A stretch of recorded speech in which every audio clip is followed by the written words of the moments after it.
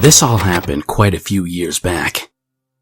I'm only writing this because at this point, I've grown tired of bearing the story alone, and my therapist said I could only have closure if I just admit the truth. I've accepted what happened, but I'm going to share all the glaring issues that have kept me up at night. At this point, I write this to clear my conscience and walk away from that night forever. Channel 5 had been around since the 1970s. It had the same studio head since its founding. The station serviced a small area, mostly rural counties and communities. Our viewership was still decent, but by those days we made a lot of revenue by posting links to our social pages. The future of journalism. Now, Channel 5 isn't the actual channel, and most of the names will be changed. It's probably the only way to tell this legally or even safely. I'll also be paraphrasing a lot of the staff, jobs, and story in order to save space, so forgive any discrepancies in my explanation. The original Channel 5 building was on a main street in one of the smaller towns of our area. However, a month before the incident, they finished construction on the new location. They had made enough bad calls on the weather to finally have to relocate the Doppler to the center of the counties. The new building was immaculate. Clean tile floor instead of old red carpet. The walls were now a nice beige instead of wood paneling, and the new expansive Doppler sat atop the roof, finally predicting the weather correctly. There were a few downsides, though. It was located basically in a swamp. We were way off the beaten path, a good distance from any towns or houses, yet still close enough for broadcasts. We had to take a long road out of the nearest town, make a few turns, and finish the last half mile, closer to around 1 kilometer, on a dirt road. They made plans to pave it eventually, but for now, that was the only way in. Marsh was the only landscape in every other direction. Next, there was no cell reception. However, the studio did have Wi-Fi, so it wasn't too much of an inconvenience. We also only had a few employees, due to our small broadcast area.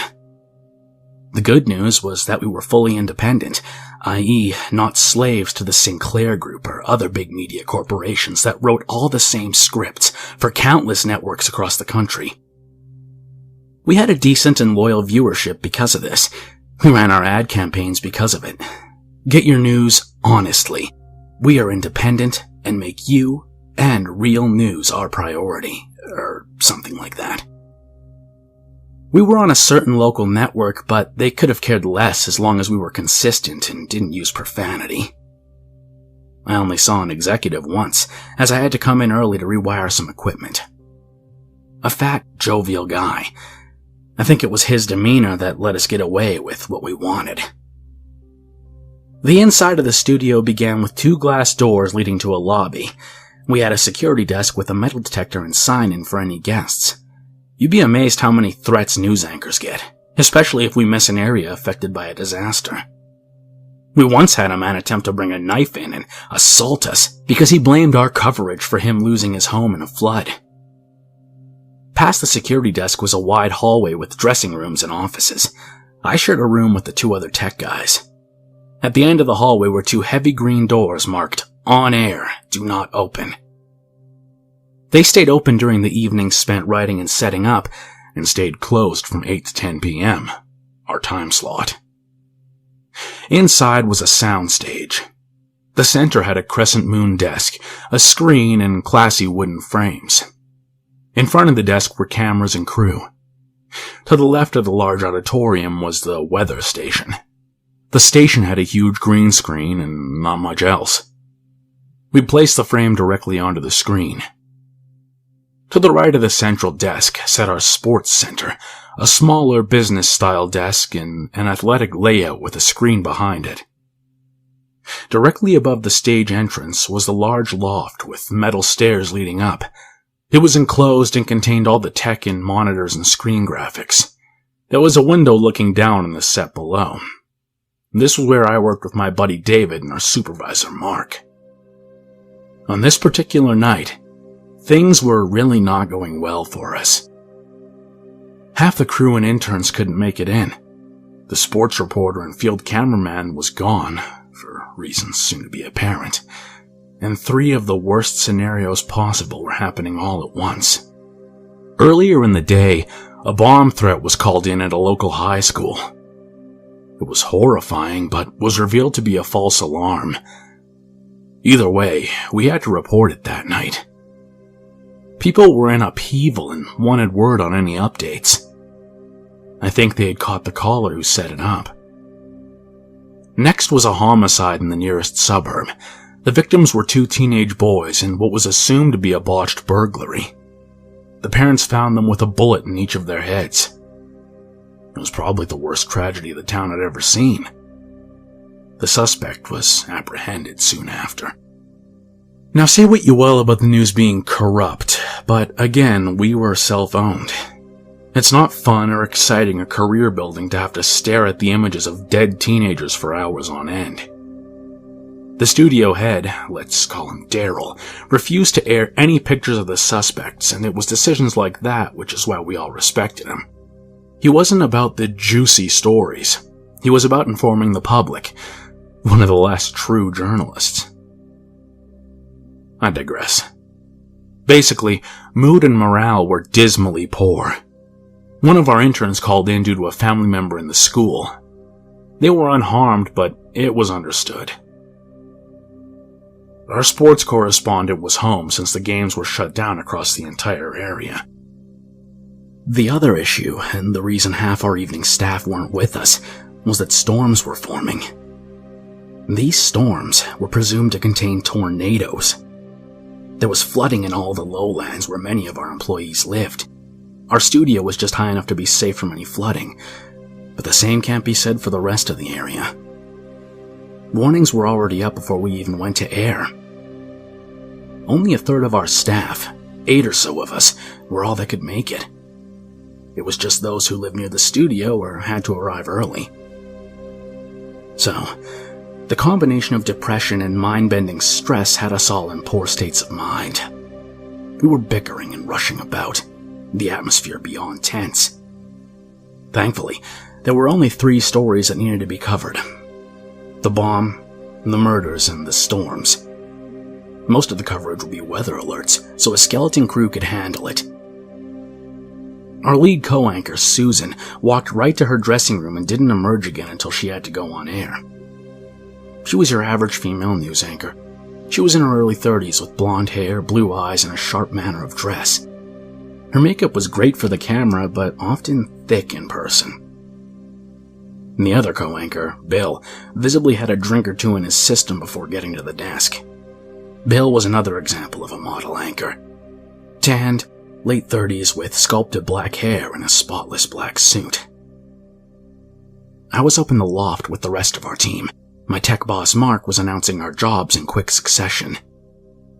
Mark was in his 40s, slim, and always wore khakis and polo shirts. His balding hair and black glasses made him look like the embodiment of his job. He was pointing and speaking commandingly. I was to watch the weather map like a hawk and to post all updates to our social media accounts. I used headphones to hear the radio transmissions from emergency transponders and any direct radio calls. The anchors signed on and expressed a brief condolence and encouragement to help the victims' families. They then said that they had to focus on a current threat. Tornado warnings were already popping up everywhere. The dank and thick swamp foliage outside was upsettingly calm. As in, the calm before a storm kind of calm. The night was black as pitch already. It was then Morgan, our weatherwoman, took over the broadcast. She was of Haitian heritage and had long-lasting roots in this area.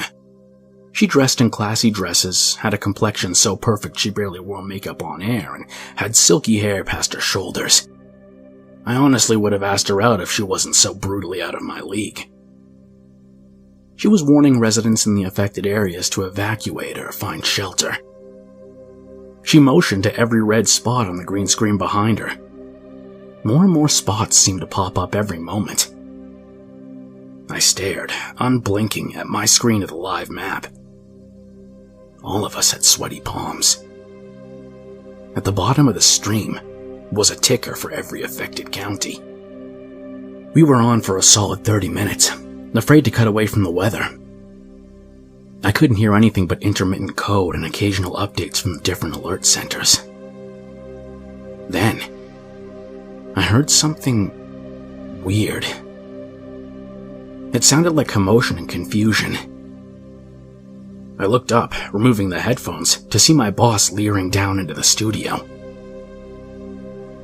"What's wrong?" I chimed. Before I even finished asking, Mark sprinted away from the room and dashed down the stairs. I ran to the window to see the scene unfolding. Mark, the security guard, and Daryl were all dogpiling on a random person. I looked at a buddy, David, who read my mind and turned his screen to me. It was a rewind of what had just occurred. The feed, thank God, was cut to commercial. However, the cameras picked up the clattering and slamming of feet until a young man came into frame, the anchors frozen in shock. The man was a young black man in a blazer, white button-down and slacks. He was sharply dressed but appeared dusty and dirty. In the same motion of leaping to the stage, he slammed both hands on the desk and screamed into the anchors' faces. "You can't stop it! They're coming! He's coming! He was tackled by the guard. The two hosts reeled back and began coughing for a moment, but recovered quickly. The man had been brought down hard in the meantime. They pinned him, and the security guard zip-tied his hands and feet together. They roughly yanked him up and dragged him to the security area to wait for the police. Daryl insisted the anchors cease, but they insisted it was okay. They were rattled, but still professionals. They said he probably was some sicko who wanted to scare the viewers. It was probable. And that's what we had to tell ourselves. Daryl, following the men, shouted to us, "We're back in 1 minute. Get it together." Morgan was completely stunned, standing mouth agape. "Morgan," Daryl snapped her to attention. "Are you good?" She stammered. Are you good?" He stared calmly but sternly. He really wanted to know. She inhaled hard with closed eyes. "Yes." Mark burst back into our booth and checked in on us quickly. "Cut to map. Make sure the ticker's updated. Get those headphones on." I obliged, but at this point I had to keep one ear free, so as not to miss anything coming from downstairs. We kept going. Morgan managed to stay composed and signed in. She updated on the storm, but after a brief lull in the updates, she gave the focus back to the anchors. "Hello, everyone," Susan began solemnly. "We know in this time of panic and fear that it is easy to overlook the tragedies and horrors that occurred earlier today. Terror struck today," Bill calmly said on his time. While many students were planning a normal day of school, they were instead met with fear and target lies. We thought nothing of the stutter or mispronunciation. "That's right, Bill," said Susan, way too cheery. "The birds had sung and the sun is now bright upon our southern landscape." That made us look up. Now, what happened next is going to be hard to describe, but I'll try. It was a sound of madness. Not screaming, not shrieking, but madness. Their tones didn't change from the tones they would have when describing a lifestyle piece. Cheery and well enunciated. If you take a moment now to look up the song Pina by Captain Beefheart, it sounded like the beginning of that track.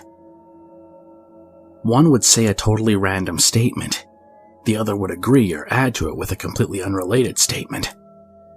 Again, this entire exchange was done with upbeat and campy back and forth. It began with nonsense statements and mispronounced or nonsensical words. "Badgers in the brook today, Bill." "Right, and the ring grows red. Their eyes close in void. In the void. Your children are scum, and probably not yours, Bill. I'll rip your throat out, woman. Pause for smile.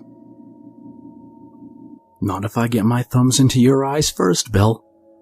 She held up her thumbs and looked at Bill, making the fake threatening "ah" sound and shaking her hands. She turned back to the camera and News laughed again.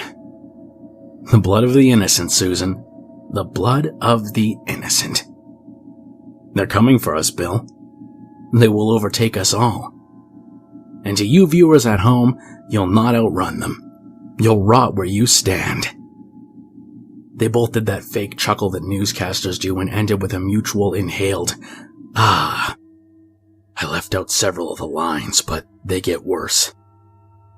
After their hellish back and forth, they tapped their papers and sat, staring into the camera with smiles as if waiting for a fade to commercial.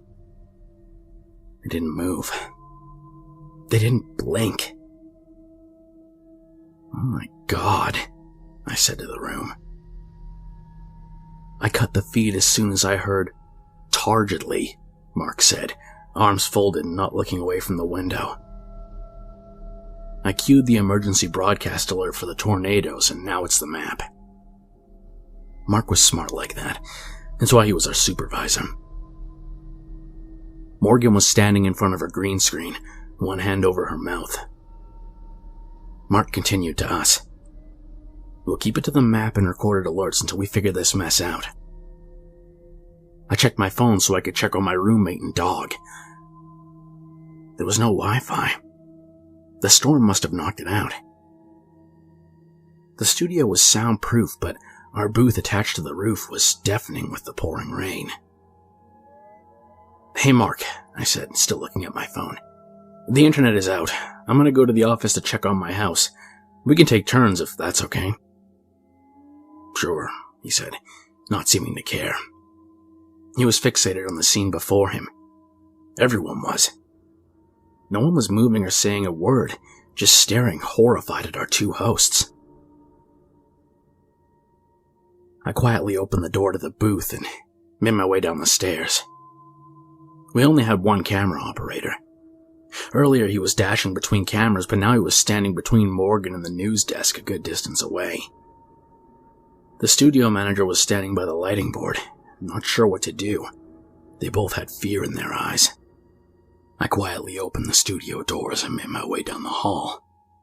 I was able to see the lobby at the end. The intruder was tied to a waiting room chair. The security guard sat across from him in a locked stare. Daryl was pacing. He kept asking, "What did you do?" The man remained silent, eyes fixated ahead, staring blankly. I entered our office and grabbed the hardwired phone. It was completely dead. I tried in vain on the other lines, but they were all down as well. They were completely cut off. It was then I knew why Daryl was pacing. The cops weren't coming. I decided to tell them that we were cut off, but as I approached, he stopped me. "We can't reach anyone. Go check the server closet and see if you can do anything." The server closet was at the back of the studio. Our routers and lines for the office were in there. It was right off screen of the anchor desk. "Sir," I stammered, "I don't want to get that close." "It's out of the shot." "No," I replied.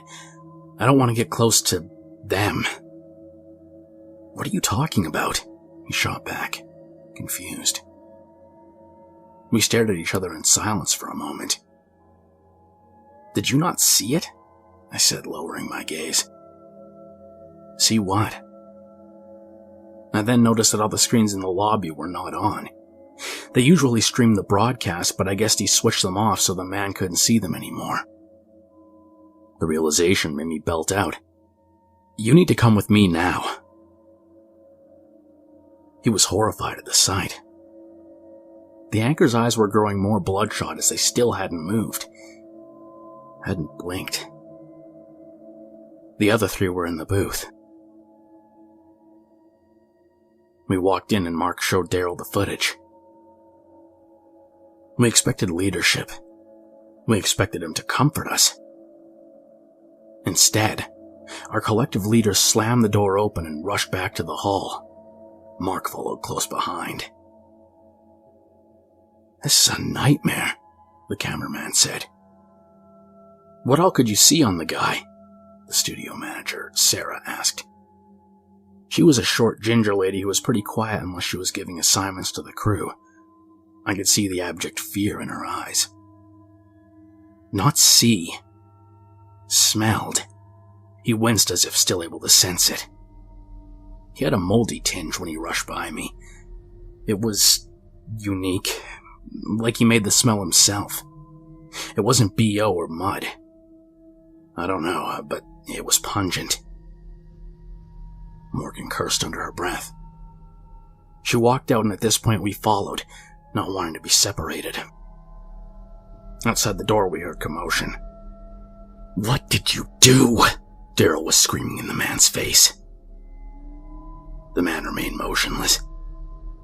It was then, as we drew closer, that we witnessed something horrifying. Daryl reached into his belt and pulled out a pistol. The security guard leapt up to stop him, but Daryl shoved him hard to the ground. He pushed the pistol on the man's forehead with enough force to leave an imprint, and calmly but coldly said again, "What did you do?" "Stop!"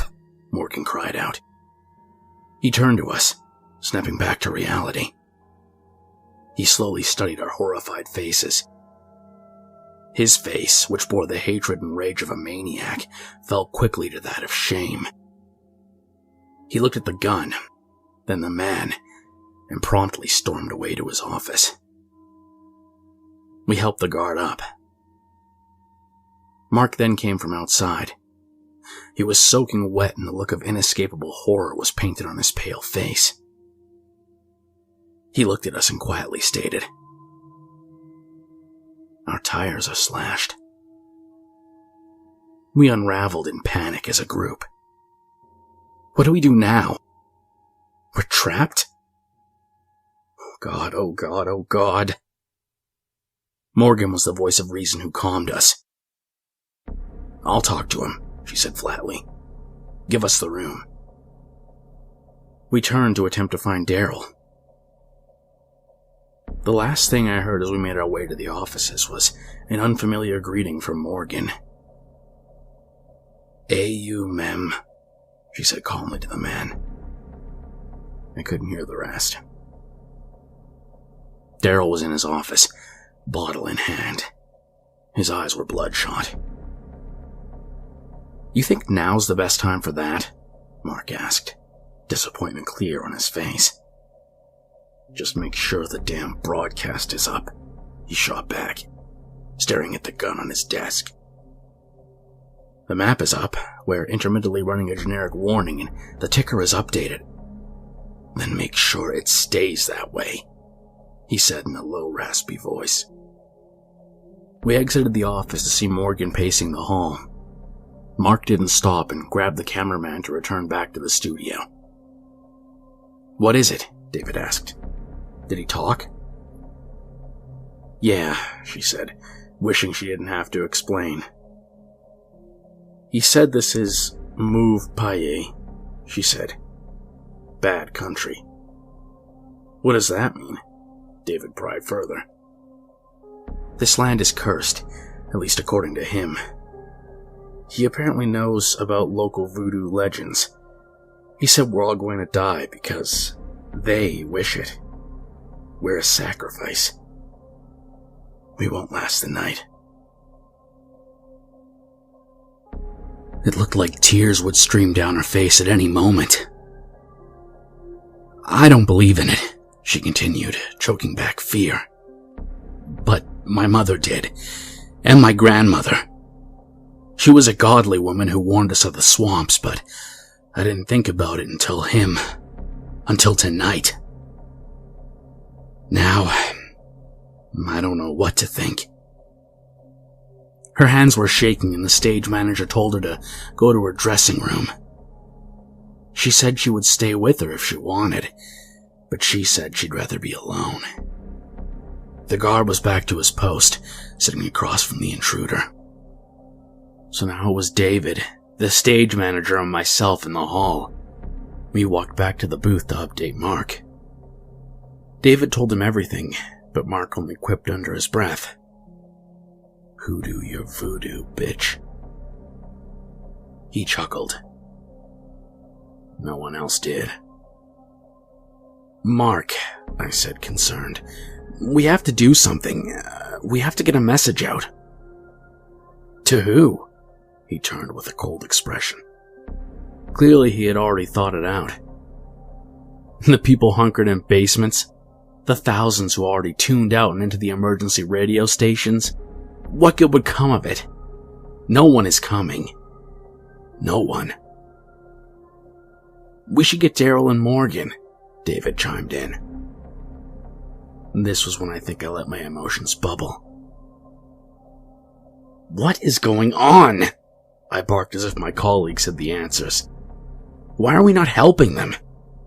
I stuck an angry finger at the anchors. "Why are we paralyzed to help? What happened to them? What's happening to us?" David gripped my shoulder. "Calm down," his voice trying to reassure me. "We'll deal with them in time, but for now, we don't need to go near them, at least until we know what's actually going on. No, right now, we need to get Daryl and Morgan and figure out a next step." So the five of us returned to the hall. Neither Morgan nor Daryl wanted to leave their offices. It was then we devised a regretful plan. "We need to leave," the security guard said. "How?" I asked in an irritated response. "Our tires are slashed and there's floods everywhere." "It's a half mile to pavement. From there, we can hopefully flag someone down, or at the very least walk to cell reception. If we keep the water beneath our knees, we should be okay." He stared at the small group and finally asked, "Who's coming? We need folks here to watch the guy, so some need to stay." David, Sarah, and myself decided to stay in the studio, while Mark, the camera operator, and the guard were going to rough it. These guys were all more fit than the rest of us, so it only made sense. They donned ponchos and flashlights and left the building. We stared in miserable silence at the tied-up assailant. None of us wanted to be within 10 feet of the man. We turned, keeping a wary eye on him. It was then we heard the chaos coming from the soundstage. It was muffled, but the bitter silence of the building made it audible. We rushed down the hall to see what had happened. I paused to slam on Daryl's locked office door, exclaiming for him to come out. He didn't respond, so I gave up and chased the other two. I had no sooner opened the doors than I saw the sight that had frozen my peers. Susan was atop Bill, both thumbs completely submerged in his eyes. He was shrieking like no human should ever shriek. It was the most unholy sound I think I've ever heard. But Susan was screaming too, or at least she was trying. Blood and spittle came with her muffled cries as Bill mercilessly was gripping her throat. From the looks of it, he'd burst several vessels. With one last sickening crunch, Susan collapsed, thumbs still encased by Bill's shattered corneas. Bill was seizing and screaming from the pain, but it was cut short. With one last burst of consciousness, which I cannot explain, Susan pulled one hand free, grabbed a 1/4-inch cord and slammed it into Bill's burst socket with a force that there's no way her small frame could muster. Apparently, a 1/4 inch can pierce the frontal lobe, given an unreal amount of force. Bill seized violently for a few seconds, and then they lay beside each other in bloody silence. Sarah began vomiting. David ran out. I just stood in horror. I was about to walk Sarah out of the room when we heard David scream at the top of his lungs, "Don't!" We then heard a bang which resonated throughout the entire building. We opened the doors and ran to see what had just happened. The intruder was on the floor now. He had a thick pool of black-rimmed blood ever expanding around his head, all from a single shot that bore right through his skull, apparently lodging itself in his brainstem. Daryl wordlessly pushed past David, who just experienced 2 extreme traumas in the course of a few minutes. He entered his office, locked the door, and we never saw him again. Or at least, David and I didn't. We grabbed whatever heavy objects we could to barricade him in until the authorities arrived. We tried one last time to reach Morgan. We told her to give us an indication that she was okay. She didn't respond. Sarah beckoned. "Morgan, come out or I'm opening the door." No response. Sarah, who had a key set for the entire building, opened the door. Morgan was in there, but she wasn't there. She sat in her dressing room, lit only by the lights of the vanity mirror. We could see her face reflected in her mirror. She sat, head tilted downward, but eyes looking up in a fixed, unblinking stare at her reflection. Her mouth hung agape, not in surprise, but closer to a snarl. "Sarah," I muttered. "Shut the door. Now." We stepped back as Sarah shut the door. She looked to the entrance and grabbed an old tarp from a utility closet. She briskly walked over to the corpse of the intruder and draped it over him. When she returned to our side, we gave her blank nods. We didn't need to keep seeing it. We followed David, who walked wordlessly into our office. We sat. We waited. We didn't speak. We just listened to the storm outside, all the while hoping for rescue from this hellish reality. It seemed like time was ticking away at our hopes. The only thing that I realized was in the entire time that we were being horrified, our station was broadcasting a regional storm map with smooth jazz playing. I was somewhat glad that the viewers were spared some of this nightmare. I can't imagine being one of those stories of a gruesome scene being shown live on TV. My train of thought was interrupted by a loud bashing noise. We peered out of the office to see Mark, standing in the entrance, soaked from head to toe. No flashlight was in his hand, and no one else was with him. As we approached, he choked out through exhausted breaths. There's something out there." We stared back, waiting for his explanation. Shock was plain. He turned to the blue tarp and jumped back. Before he could ask, we told him what had happened. He looked frazzled. In here with us was clearly as bad as outside. He was concerned about Daryl harming us, and we frankly didn't have an answer.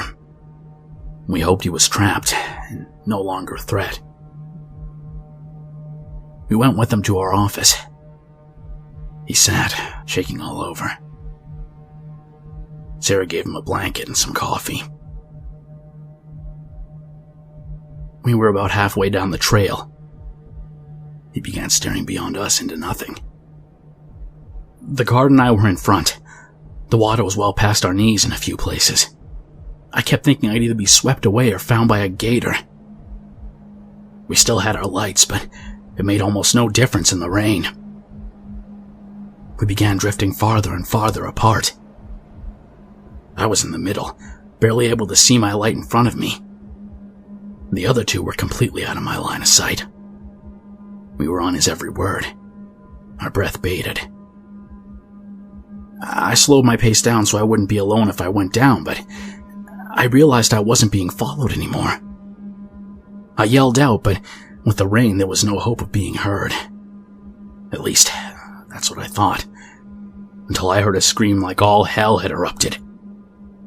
I began wading towards the scream, calling out. He breathed deep, wanting us to believe him, but fearing that we wouldn't. I saw this silhouette in the bog. He was waist deep, screaming at something. Lightning lit it all up for just a moment, then again. Those 2 split seconds were clear as day. I saw it standing over him. It was impossibly tall. It was black all over. Its head looked like a horse's skull, covered in tumors. It was gnarled and ugly. It was reaching out a massive arm. At the end were long fingers, and more fingers, and fingers on top. It was about to take him. Are you sure? Sarah asked sheepishly. Mark shot back a look like she had slapped him. She looked at the floor in embarrassment. I ran like a coward, he continued. I turned, dropped my light, and ran. I was slow, waiting in the muck. I don't know how I made it back, but I did. The rain was heavy, but it lightened up just enough for me to see the building's lights. I don't know what happened to the other guy. Suddenly, the doors burst open. We hustled back to the hall. The guard was standing there in the entrance, soaked to the bone, his poncho ripped, and he too was without his light. His face was beet red, and he was breathing so hard I thought he would faint. His eyes looked coldly up at Mark. "You," he said through gritted teeth. He rushed Mark, lifting him by the neck with both hands. "You left me," he said, his face contorting in hate beyond that of any man. Before we could move to stop him, Mark slipped his shaking hand into his pocket and drew a straight razor. He pushed the blade forth and in a fluid motion slammed the blade into the side of the guard. He reeled in pain, screaming, as Mark fell to his knees, choking for air. We were frozen yet again. Mark grabbed the blade on the floor and stood to his feet, ready to kill. The guard pulled forth his stun gun and zapped it once to intimidate. They squared off, not intent on de-escalation. Before David could yell stop, they charged at each other. The taser connected with Mark's neck. He screamed but did not fall. He rammed the razor into the gut of the guard. I'm not sure how much his beer belly protected his organs, but I knew both were in severe pain. It reminded me of the biblical story where Ehud stabbed the fat king so hard the blade disappeared in his stomach. They held each other in this violent embrace, grinding their weapons deeper. "Run!" David said, seeing the guard looking past Mark at us. Rage and violence still burned in his reddening eyes. The same red that Morgan, Darrell, the anchors, and the intruder all had in theirs. We turned and bolted down the hall, yet again. As I turned to the office, David cut me off. "They have the keys. Get to the loft." We were a few feet from the studio doors when we heard 2 doors open, almost in unison. We paused for a moment until we heard a smashing against our barricade. Then a gunshot rang out. Then another. Then another. A nightmarish, inhuman shriek filled the air, from whom I could only assume was Morgan. We kept running, not looking back. We burst through the doors and made an immediate left turn to the stairs. Sarah ran past us, ignoring our calls. She ran past the bloodied corpses of the anchors and hid in the closet behind their station. We closed the door behind us and jammed a metal rod into the push handle. Even if they had keys, they couldn't get in. David immediately began typing on one of the computers. I hid beneath the viewing window so to not draw possible gunfire. "What are you doing?" I whispered. "Hopefully saving us," he responded, not looking up. I then heard an emergency alert siren blaring over the map, replacing the smooth jazz. The screen now had text over the map. Emergency alert. Flooding and tornadoes in area. Channel 5 news building is flooded. Send help. We sat, holding our hearts and calming the hyperventilation in our lungs. After a moment of eerie silence, I peeked out the window. Smoke. "David," I said in horror at the growing black clouds. He looked and was silent. We could see light emerging from the corridor, the unmistakable dance of flame. David, acting much faster than myself, grabbed as many cables as he could carry. He gave them to me and said, "Open the latch." Of course, I thought stupidly. The roof access latch in the loft was directly above us. The short metal ladder on the wall led to it. I climbed up and slammed the metal door open. The rain immediately beat me mercilessly. I was climbing out, David close behind. When I emerged on the roof, I realized the intention of the cables. I began tying them together and used the frame of the Doppler as my anchor. I looked around in the impossibly dark storm for David. I called out to no response. I ran to the latch, fearing he'd been injured. "David!" I screamed as he emerged, holding something in his hand. "Come on," he yelled, relieved to see that I had the good sense to tie the cables together. We tried to let ourselves down easy from the 4-story height, but I fell a good distance onto the mud below. Thankfully, I was uninjured. We ran around the side of the building to our cars. We hid separately in the floors of our back seats. I lay there all night, praying that no one would emerge from that hellish inferno, praying that Sarah wasn't hurt, praying that a tornado wouldn't toss us to our death. Morning finally came. I had passed out at some point during the night. The drop in adrenaline combined with the exhaustion had taken its toll. I awoke to a rapping on my glass. In my groggy state, it took me a moment to realize it was a police officer. He was looking down at me, relief and concern on his face. Tears welled up in my eyes in that moment. The next part was a blur. They used a special SUV to traverse the mud and flood and took me to a hospital. After I was examined and placed in a room, an officer came in to speak with me. "I'm very sorry," he said genuinely. "I know the past day has been a living hell for you. I know you have a lot of questions, and I'm here to answer them. First and most importantly, your friends David and Sarah are safe." I heaved a sigh of relief. I was so happy for that brief second. But, he trailed. No one else survived. "What happened?" I asked, still stunned. Not everyone could have died in the fire, and I know foul play had accounted in several instances. "Well," he collected himself, obviously unsure where to begin. "We spoke with David, and based off what he told us and the grisly state of several victims, we discovered the root of the problem, especially after the arson investigator confirmed it. There was a pretty severe gas leak in the building. We think methane from the swamp leaked into the drainage system and burst a line. The violent and manic behavior of everyone was most likely caused by this.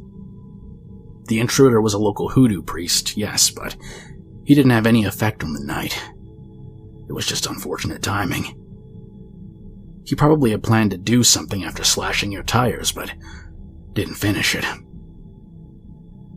We think the fire broke out when your boss fired off his gun. From there, the story seems to resolve itself." "What about the guy in the swamp?" I asked. "Mark said they saw something attack him." "Yeah," the cop trailed off. "We found him. That guy drowned, sadly.